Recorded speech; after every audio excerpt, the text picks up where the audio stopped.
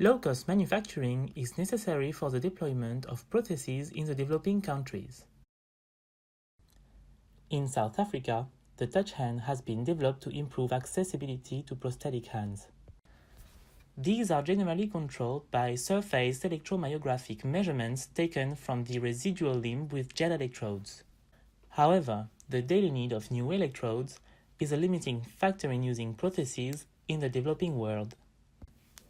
Recent studies have shown the possibility to perform electromyography with embroidered electrodes made out of conductive thread.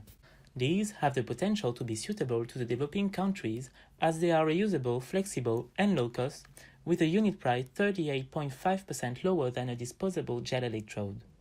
In this study, the embroidered electrodes are used for electromyography to show that they can be applied for myoelectric hand gesture recognition. To demonstrate it, surface electromyography experiments were performed with amputees in South Africa with textile and gel electrodes. They were asked to perform a set of false gestures with their phantom limb while data were recorded from the residual muscles. The gestures performed were fist contraction, index finger extension, wrist extension, and wrist flexion. After signal processing, a multi-class support vector machine classification was applied to perform gesture recognition.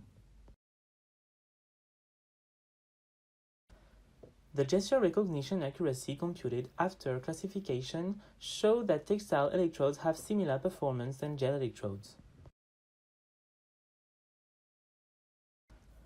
The results suggest that textile electrodes could be an alternative affordable interface with a recognition accuracy reaching 97.91%.